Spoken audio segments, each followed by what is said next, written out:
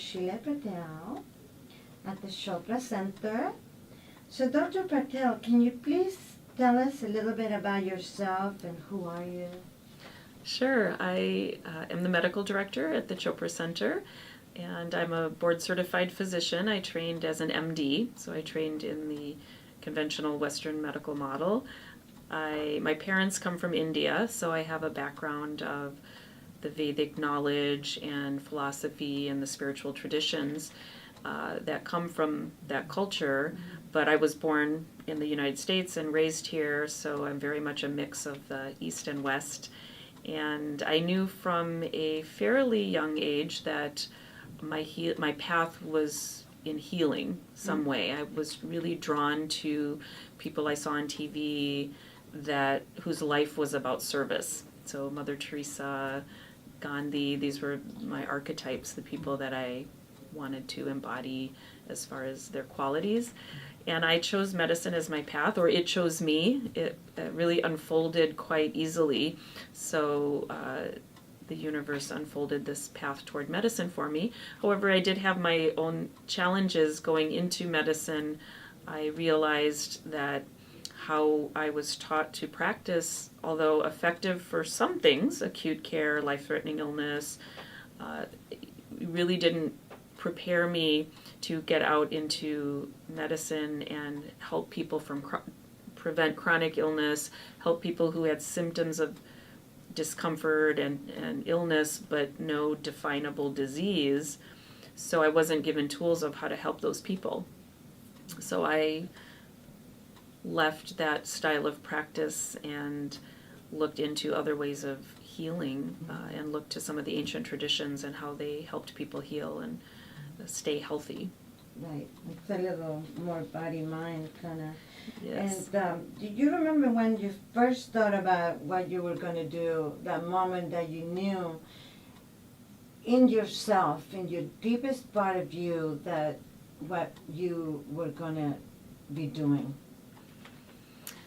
I think it was a series of events for me. I was really stirred inside. Now I realize it was that connection to that Dharma, that service was really a major theme in my life, that I knew I needed to serve in some way.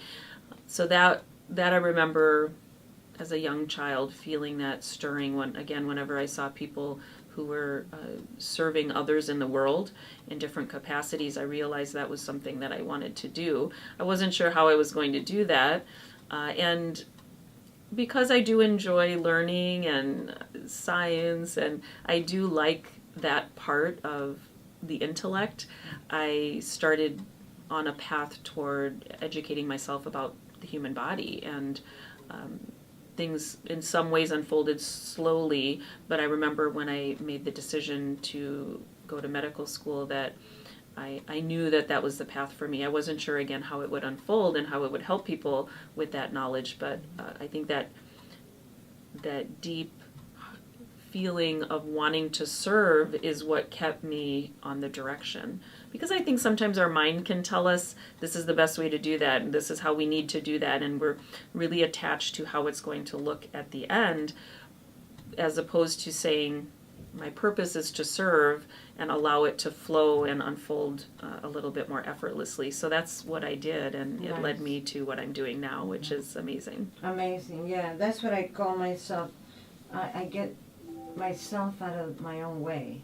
Yes. Right. I was told that in meditation the other day. Just get out of your way. Yes, I think we make too many decisions from our mind and not enough from our heart. So. Right. And the soul heart, not the body heart. Because the body heart has so much charges with pain from relationships or whatever happened. Absolutely. But the soul heart is just divine. Right? Yes. Yeah. Those where the true answers come. Yeah, exactly. Would you talk a little bit about the three answers? Because that is pretty profound. Yes, I feel as I've evolved in helping people, the model that the ancient Indian healing system of Ayurveda teaches is to incorporate all of the different aspects of who we are: body, mind, spirit. Body, we know we have a physical body that is made up of matter and molecules, and we need that body to move through the world and interact with each other. It's our vehicle, so we have to take care of that. And I was trained very well in the body and matter, and even medications address more of the physical body.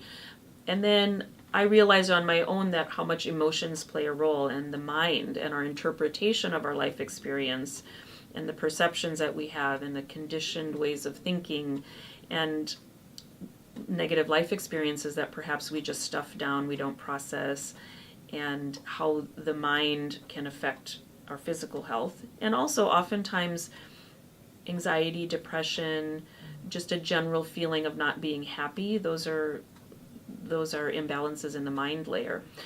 But most importantly, especially after coming to the Chopra Center, I realized how to integrate the spiritual well-being, or the spiritual component of our lives, and how important that is, meaning and purpose. You know, if people don't feel they have a purpose or meaning in life, then that affects the mind and then subsequently the body, of course. And I really realized how important that is. And meditation is a big part of connecting to that spiritual part of who we are, that part that's not our body, that's not our thoughts, that's there when our body is calm and still and our mind is quiet. Then we're connecting to that spirit, and that's where all those true answers come from. And because we're connecting to something bigger than just our ego selves, and that's very, very important for health. So at the Chopra Center, we find a way to integrate all of those different components and bring in tools, practices, techniques, daily routine that includes all of those things. And that's why we see such transformation and healing. When you're just addressing one part and not addressing the other two, then oftentimes people feel stuck in their healing process. It's amazing because I this is kind of the way of life for me, my entire life. Simple food, and just whatever grows where I am, and I grew up in that matter, and with nature, very connected. And of course, through the journey I got on and off disconnected. I came to the perfect health with a big issue, and I tell you, my life is back. I'm back to my meditations, and everything opened up. It's fantastic. So important to have these three pieces together. It's crucial. Yes, and often it's in ways we don't know are important until we address that. Then we realize how important that was. And we hear stories like that all the time after people come and are able to really immerse themselves in the healing of the body, the mind, and connecting to spirit, that amazing transformations occur. Things happen that would not otherwise have been imagined or planned, that open up doors for us, again, that we may not have been able to on our own. It's just amazing because, through meditation and through Gandhi says, be the change that you want to see in the world. My whole house changed when I got back.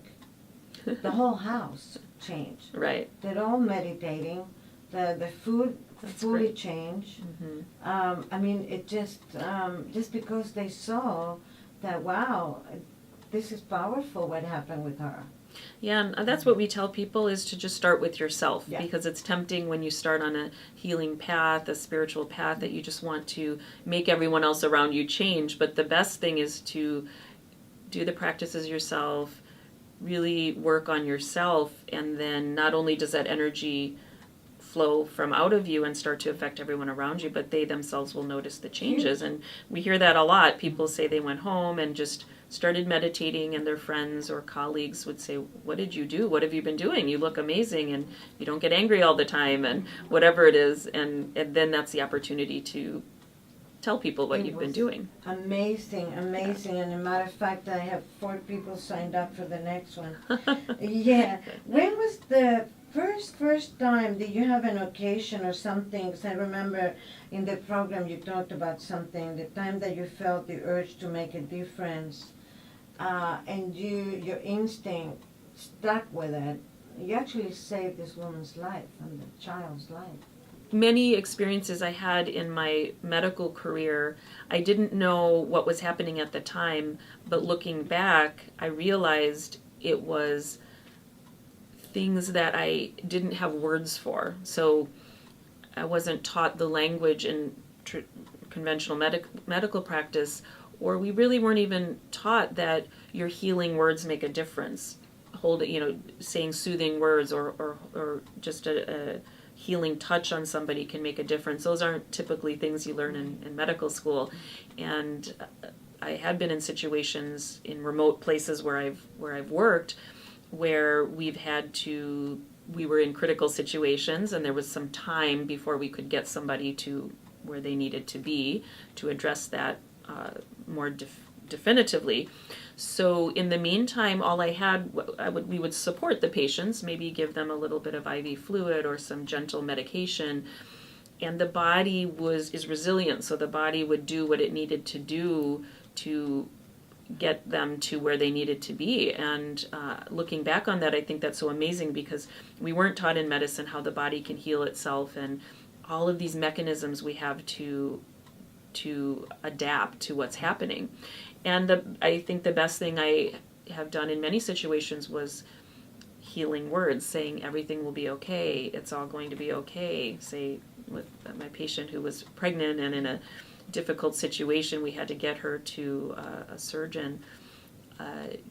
She was very fearful. There was a lot of fear, and just bringing in that calm and those words of support got her and me through a difficult situation that I didn't predict would have turned out as well as it did.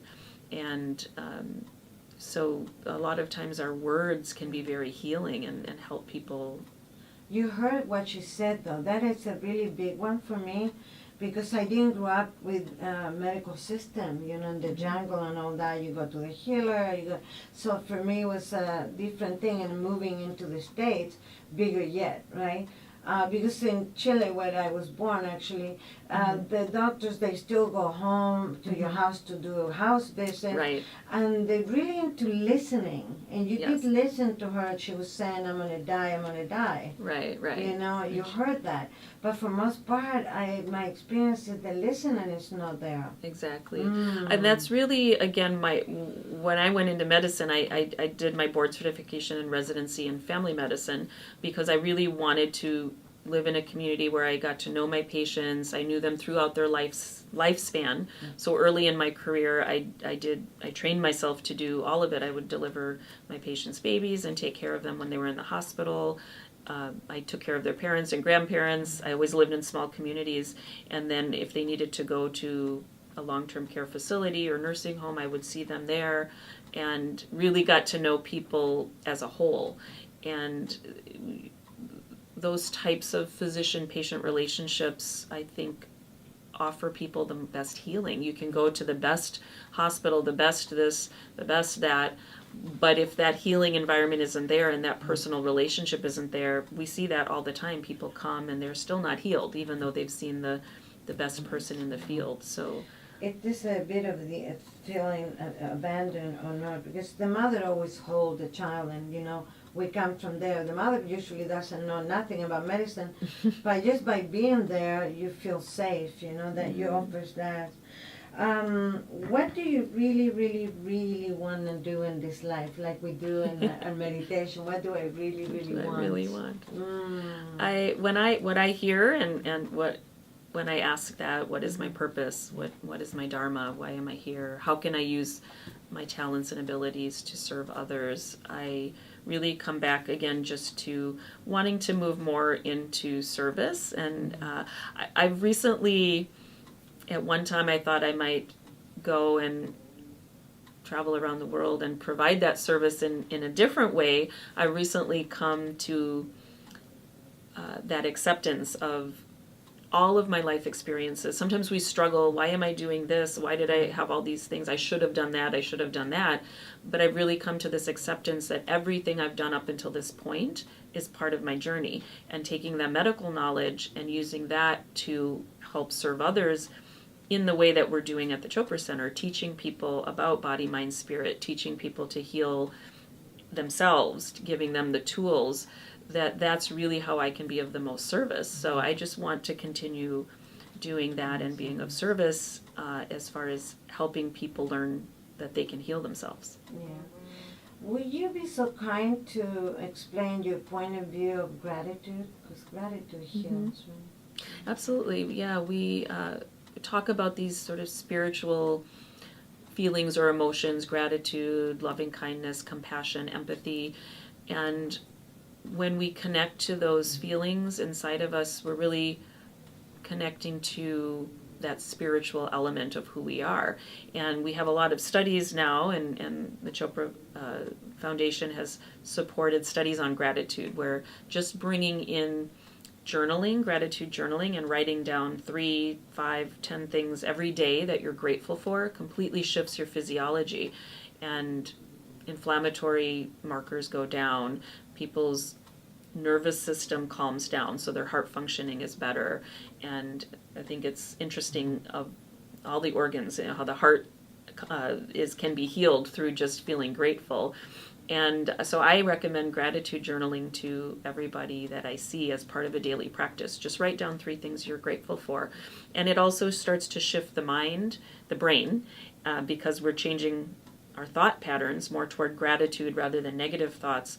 We're activating the parts of our brain that are important in creativity, intuition, love, joy.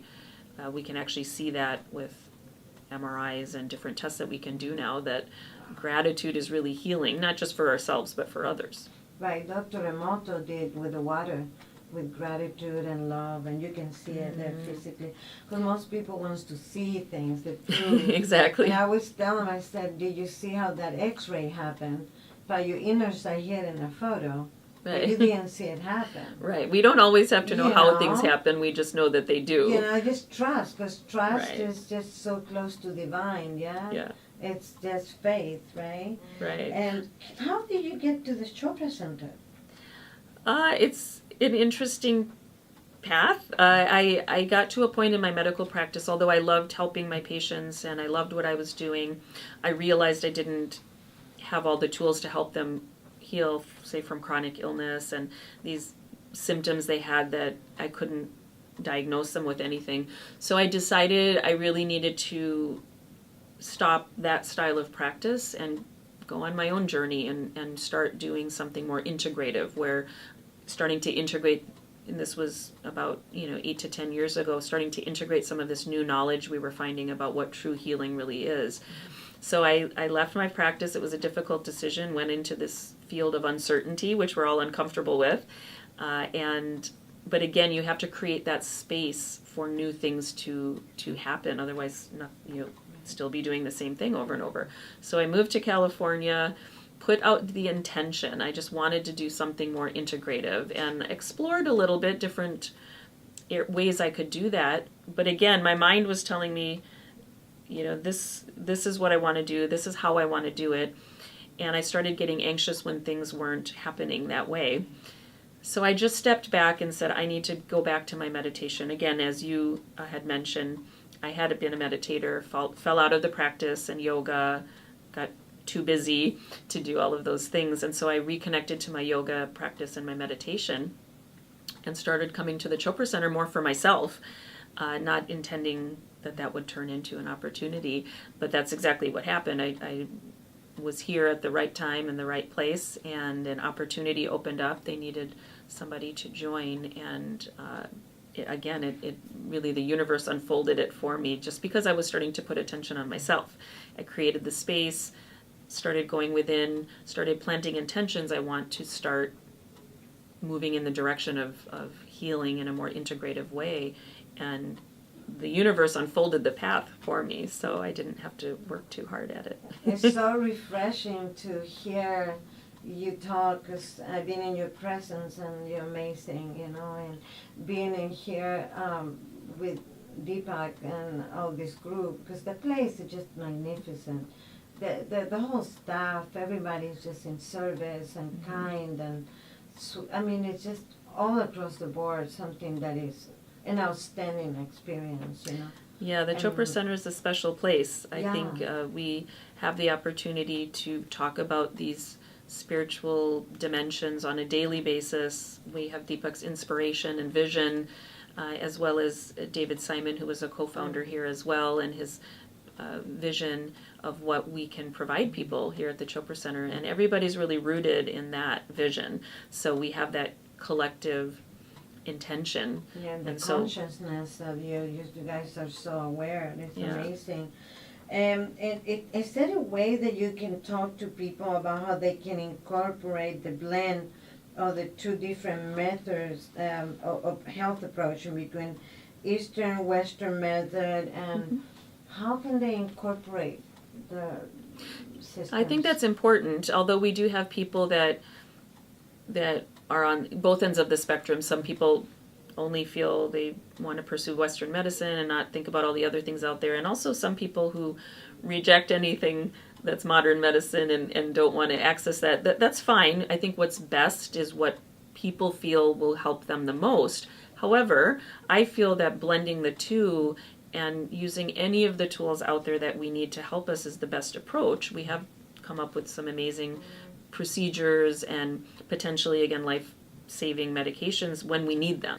I feel Ayurveda gives us that foundation for when to bring in treatment, no matter what type of treatment that is, and when to, and how to stay healthy once we've created that health. There are situations we may need to rely on procedures or surgeries or different things that we don't want to just throw out. However, more than likely we won't need them as much when we're following the daily lifestyle that's on a day-to-day basis healing ourselves, our healthy thoughts, healthy sleep, healthy food, stress management, and doing things on a day-to-day basis that keep us healthy. Yeah. It's so crucial. I learned that the hard way, I think many people do, unfortunately. Yeah. Can you please tell us about the Rest and Restore program and how people can benefit from being part of it? Absolutely. We created the Rest and Restore program as a 3-day immersion to do just that, rest, which often we don't have enough of. I think so many people are so busy, so active, we're filling our lives with activity, but as just like nature, it functions with activity and rest, and we need to have that balance. So we talk about that. People come. We teach meditation. People have healing massage, which in Ayurveda, massage is treatment. It feels nurturing and amazing, but there's also some deep healing going on with each of those massages. We do yoga every day, meditate. And so it really allows people to take a break from their day-to-day crazy lives and connect to their bodies, connect to their senses, slow down enough to hear what the messages that the body's sending, because so often we're too busy and distracted that we don't hear the messages our body's trying to tell us until it's screaming at us and we're sick. So the Rest and Restore program is really designed as a rasayana, which in Ayurveda is the word for restoration and rejuvenation, rejuvenating the body. And although we do focus on detox and cleansing as well, because during especially our Perfect Health program, we talk about how we accumulate toxicity, emotional, physical toxicity, anything that's getting in the way of us healing, but we also have to bring in that restorative, rejuvenative aspect into our lives, because otherwise this is what people do. They do some sort of crazy cleanse, but they haven't change their life in any way, so they just keep accumulating it when they go back into their life. So it's important, that rest component. And the perception, it changes too. My perception changed completely. Exactly. And so much of our own stress that we create is based on our perceptions of our life experience and our interpretations of our life experience. So really just meditating every day spontaneously starts to shift that perception. You can rewrite your story. Exactly. Right. Because exactly. we write these stories that we keep staying in the story, and we keep telling the same story, and we don't know why we're still in it. And so sometimes we have to shift that perception. Yeah. To and that includes what we talked about with gratitude, right. And looking at things. We need to accept that certain life events happen, work through those emotions. We may be angry, we may feel hurt, all of those things are valid, but then shifting the story, then start to focus on what was the lesson, what was the opportunity, what did I learn, and moving on. Yeah, exactly. And when you are in the now, that's what you call the present. Right. Right. Yeah. But I think it takes that meditation Yeah. and really going within to be able to change that perception. Right, because you feel connected to something. Everything is okay. Because when I go in that place, everything is fine. There's no sound, there's no color, there's no anything. It just is. It just and that is. Yes. incredible space, and Yes. it's just like a big high. I loved going there. That's great. And what can you recommend for people to follow for stress? You know, I get these kids and in any age, and they're so stressed out. Yes, You know? yes. So definitely one thing is looking at what are the things that are creating more stress than necessary in our lives, and oftentimes it's our own choices. We've overextended ourselves. We've added one more project. We have agreed to one more activity that maybe we needed to say no to. But then just outside of that, life, is stress in the sense that we need to be in activity and our body goes into stress mode. It's not a bad thing, but we need to balance that with daily practices that help turn that stress switch off. So I tell people all the time, it's like a light switch. You turn your lights on during the day or in a dark room so that you can have activity. Then when you go to bed at night, you turn the switch off so that you aren't wasting energy. So it's the same with ourselves. All day long, we're busy, busy, busy. So I'm especially focused on the end of the day and what are people doing at the end of the day to turn that switch off. We wouldn't think about leaving the light switch on. So what are we doing to ourselves to turn off those stress responses in the body that are natural? They're there for a reason, but they stay on. So deep breathing is one of my very favorite tools for de-stressing and especially even letting go of emotions, because when we have something happen, somebody said something during the day, it gets stuck somewhere in the body, we're holding on to it. Doing some deep breathing is a very good way of circulating that energy, processing emotions, and just by deep breathing, there's a physiologic response that turns on the parasympathetic nervous system that calms us down, and it turns off that sympathetic nervous system, that fight or flight stress response. So breathing is such an easy thing to do all throughout the day, but also especially at the end of the day to turn your switch off.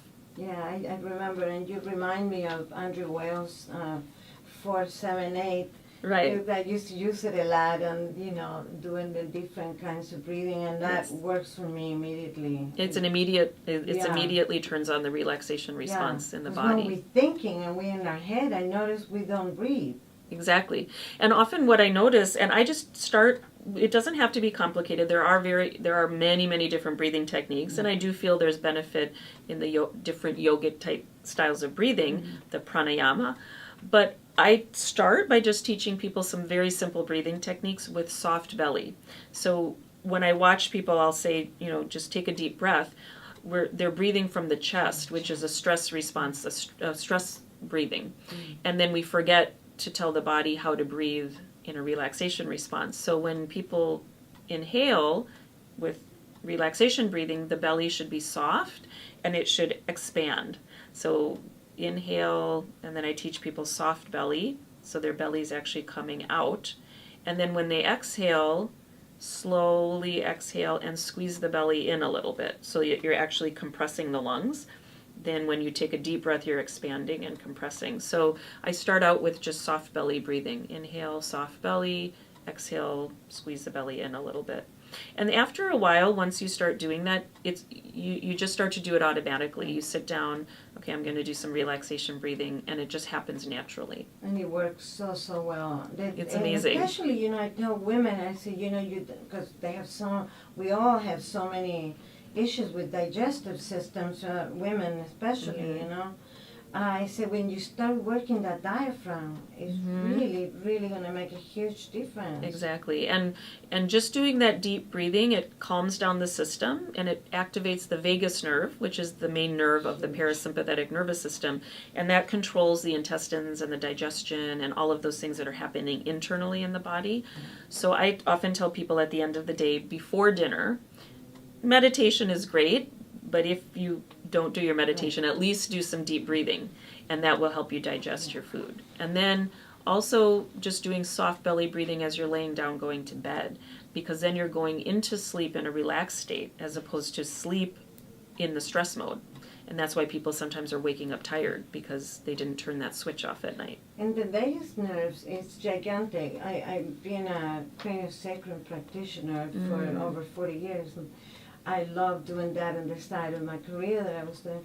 And that nerve, I mean, goes through all the teeth, through major organs. I mean, this guy rules. Yes, it comes from the midbrain and goes down through the neck into the chest and into the organs of the body, and it really controls the entire parasympathetic nervous system. And the other thing we're finding with modern science is that vagus nerve is the main road of communication between the intestinal bacteria and our brain, and it's two ways. So the bacteria are communicating with us through the vagus nerve, and our mind and thoughts are communicating with the bacteria in our intestines, again, primarily through the vagus nerve and through our food, of course. Wow. We communicate with those healthy bacteria through what we're giving them to eat, but it's all connected. And so we're finding out how important those natural bacteria are for our general health. In fact, in Ayurveda, the digestion and the digestive tract was the most important factor in our health. Even emotional and physical health, they recognize that.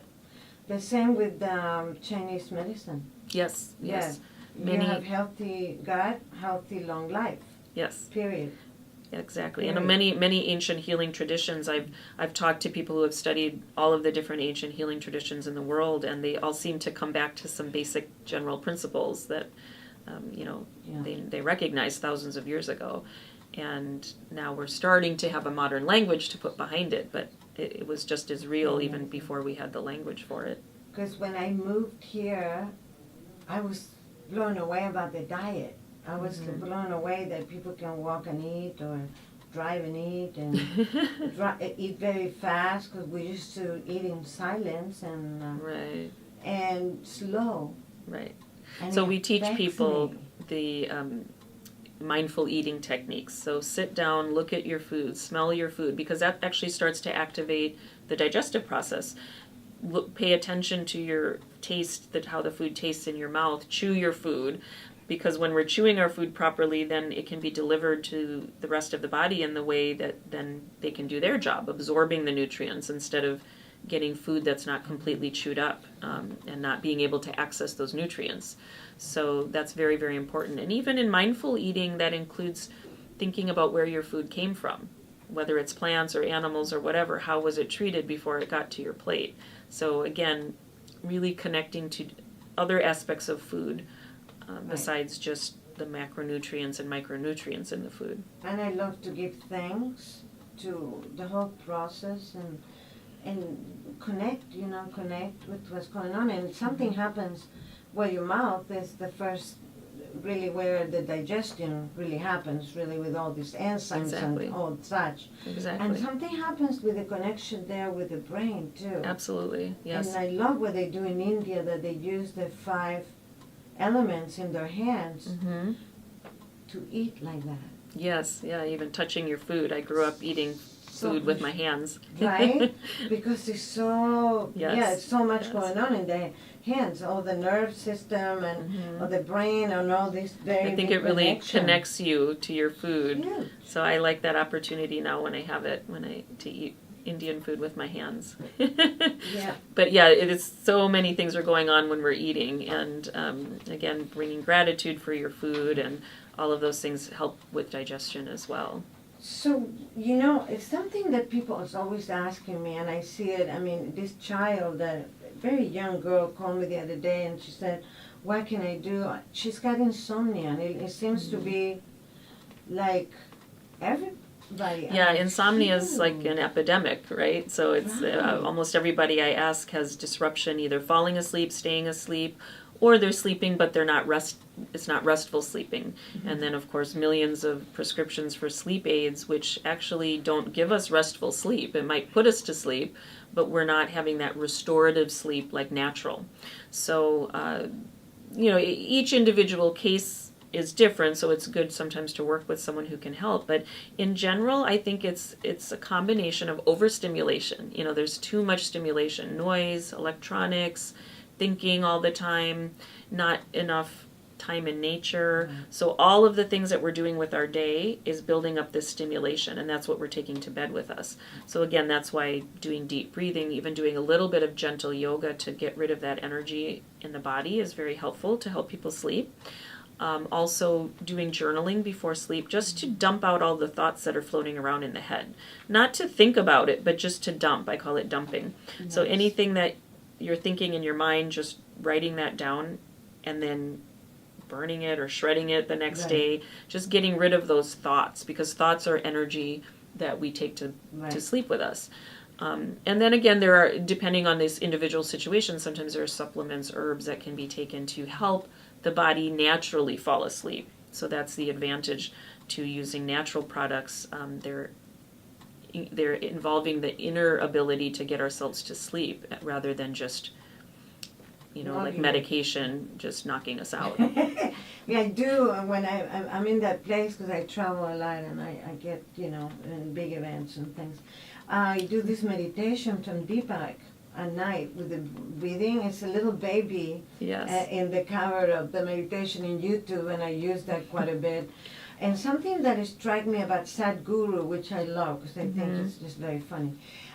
He says, you know what, don't struggle with trying to put yourself to sleep. Right. He said, just resting until you go to sleep. You just rest and do your breathing. Exactly, yeah. So sometimes the struggle is keeping us asleep, so we're thinking about the fact that we're not sleeping, and so gets worse. Yeah, just even deep relaxation. So sometimes I'll guide people toward getting CDs or some of our guided meditations, whether it's Deepak or something else, that even putting us into a deeply relaxed state can be as healing as deep sleep until we fall asleep. Yeah, I do that quite a bit with them. And, my people says to me, oh, you look so young, and I don't know, because I'm quantum, I'm never linear, so I don't know what I should look like. I really don't, and this is what it is. I'm like 68, like it's what it is. But when they ask me what I do, and I say, it's food. Always been for me.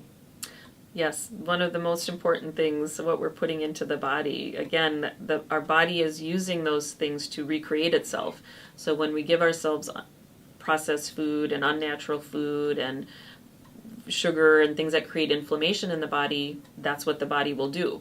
When we're giving the body healing foods, primarily plants, we know a plant-based diet that's taking the whole plant, the whole food plant-based diet is what we're hearing with natural herbs and spices to help us digest those foods. It's the combination of foods that we put in that, again, really is helping the body self-regulate and do what it knows how to do. So I recommend people, definitely, we always look at their diet and try to get people to eat less processed, less sugary foods, less refined carbs, and more of the natural food. Again, we tell sometimes, eat the way your grandmothers ate or your great-grandmothers, and if they don't recognize what you're eating, it's probably not good for you. Right, if you cannot read the name of it. Yes, know. We've really ruined food. How important, and this is something that, it's huge, because I worked in the film business for almost 50 years, and I have met just about everybody there, whatever the story was. I never really identified with it. But how important is it, do you think, Dr. Patel, to love your body? Because most people don't. Exactly. That's one of the biggest negative messages we replay over and over. We're not happy with our bodies or happy with how we are. So that's very, very important. I think we all struggle with that. What really helped me was coming from the Ayurvedic perspective, because I struggled against weight and all those things for so much of my life. In Ayurveda, there's 3 different mind-body types, Vata, Pitta, Kapha, and understanding what that means, that we all have our natural state of being, and that's what we're bringing into the world. And all of the different mind-body types have qualities that are natural, that when in balance, we can bring that into the world in a very positive way.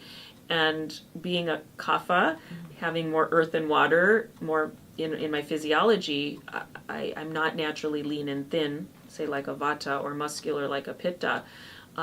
When I realized that, it really shifted my perception of what, my body.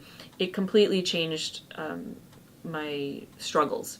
So I realized that I am a kapha, and this is a healthy kapha body, and that's a wonderful thing. So loving that nurturing, calm quality of kapha, and that it will express itself physically as well, I just learned to love that about myself. And that was a huge, huge thing. And so I find when people learn about their doshas, their individual mind-body types, and why their mind and body both are the way they are, they learn to embrace that and honor it. It's really about honoring who you are and accepting that that's your nature, and it's a wonderful thing.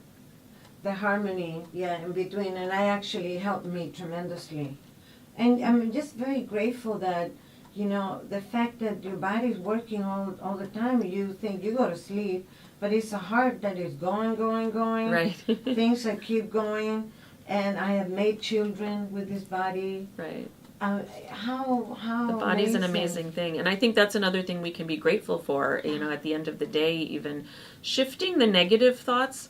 Often, you can't tell yourself not to have a negative thought, because then you have it. So what I tell people is shift your thoughts to positive thoughts. So even whenever you notice a negative thought comes in about yourself, make the choice to shift to a positive thought about yourself. And even writing at the end of the night, sometimes once you've dumped, I tell people to, even in their gratitude, I'm grateful for, right. And then write something good about yourself, something positive about yourself. And then that's what your internal language will become.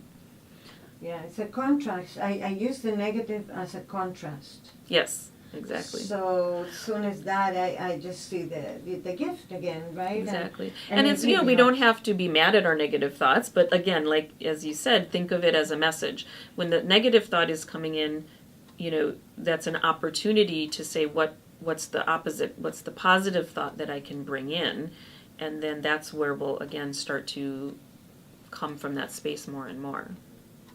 You don't want to struggle against your thoughts. You want to accept them, but then make the choice to shift it. Yeah, absolutely. And we have the choice, right? Exactly. And I think we talk about how we can nurture the healing through our sensory connections. With the senses, we can immediately bring ourselves into the present moment. So sometimes even when people are having a hard time focusing on meditation or what have you, I tell them, okay, just sit down and just bring attention to your senses. So what is in your environment?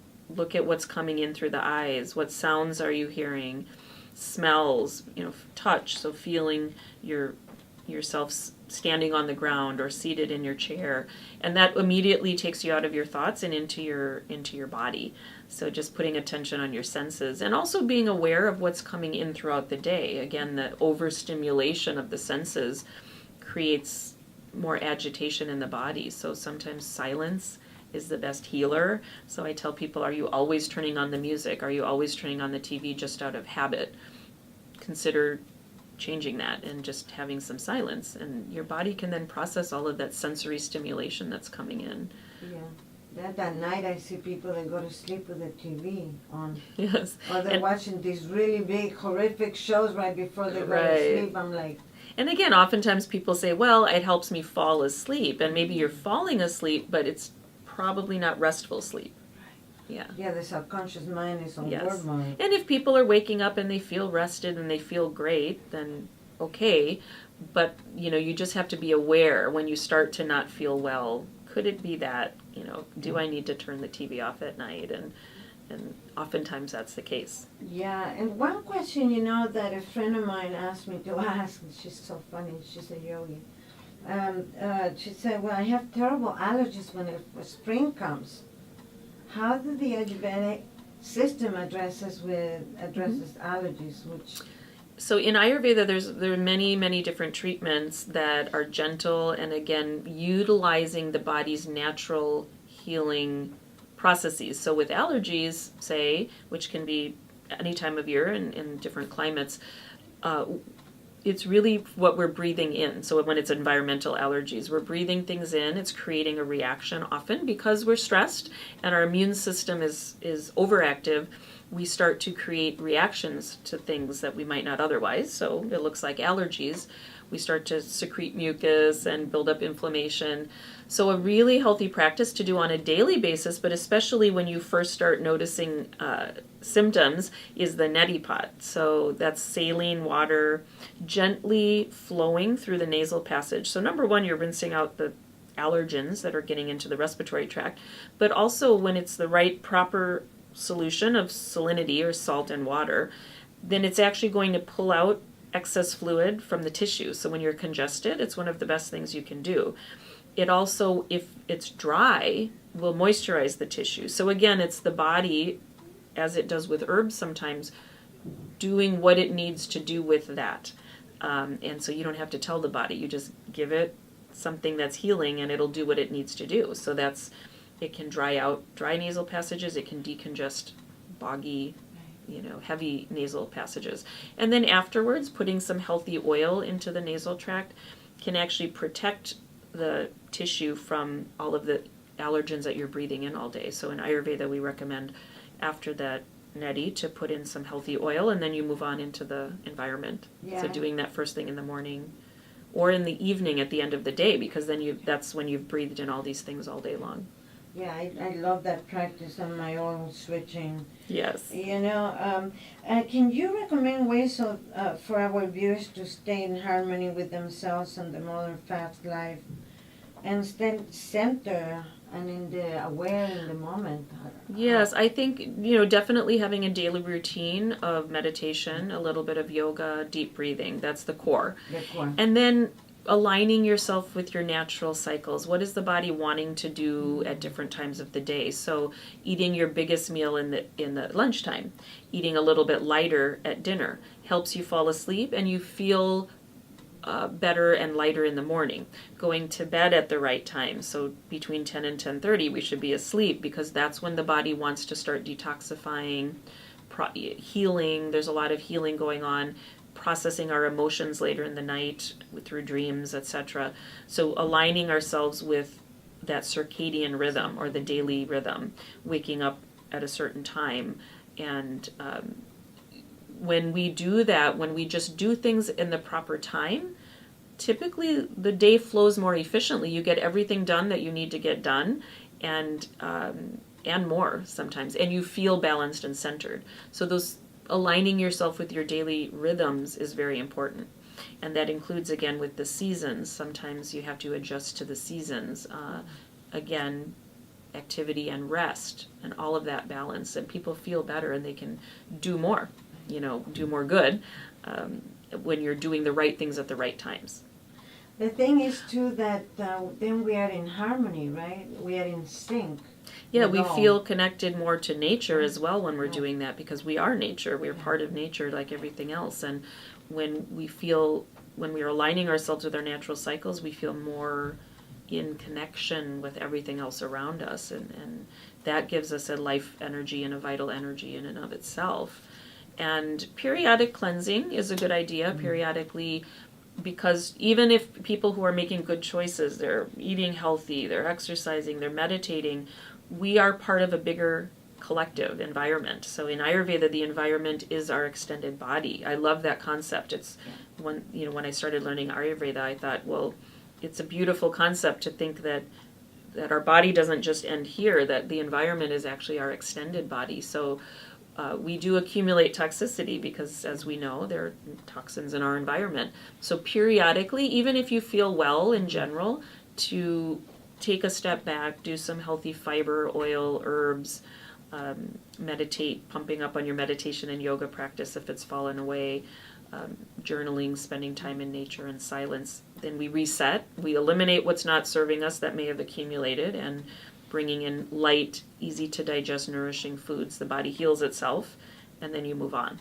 I highly, highly recommend the cleansing system here. So I have done many, and it was such a crisis. This was gentle. Amazing. Yes. Gave me sustained energy. Yes, that's what I love about Ayurveda. It's very gentle. It's not forcing the body to do anything. It's just supportive and using the body's natural detoxification in every way, that then you can do it gently and feel amazing. And we've also done studies of our Perfect Health program, and we know in a matter of 6 days, a lot of physiologic changes are happening, healing. We're resetting the natural bacteria in the skin, intestines, everywhere. We're reducing inflammation in the body, which is a root cause of chronic illness, for almost all chronic illness. We are healing the intestines, and so many things are happening, and we're some of those studies will start to be published in the next year or so. I think I will be testimony of it, because my life changed, and I saw the group, and some of them weight polluted, some of them full meat eaters, and they were like, you know what, I can never eat meat again. They felt so good, Right. because they were sustained by something that is a lot Exactly. long-lasting and more grounded, and so, And more healing. yeah, and a total well-being, because we don't realize that we well-doers. Right. And sometimes it's just, again, the slowing down. I know, again, in our studies we did show that even just, say, coming here to a retreat and resting and going on vacation, there's some benefit there. But there's even more benefit when you're doing all of these other practices. So it's not just the rest and relaxation. Sometimes people think, oh yes, you come, you relax, and of course there's decreased stress response. But from what some of the other studies we've done, we've shown that it's even more dramatic than even just a relaxation response. And also it's more sustained. So when we go 2 months, 3 months out, for people that continue these lifestyle practices, they continue to feel better, whereas other people don't. It's huge. It's shifting your lifestyle. Huge. Yeah. And if you have to choose one word to summarize what you wish the planet's future to be, what would that be? One word that comes to me that I would really love to see in the world is peace. Mm. Peace and love and kindness, and living together in harmony. Mm-hmm. Thank you so much, Doctor, and namaste to you. Thank you so much for being in your presence. I'm very proud. Thank you. That I brought myself somehow here to you.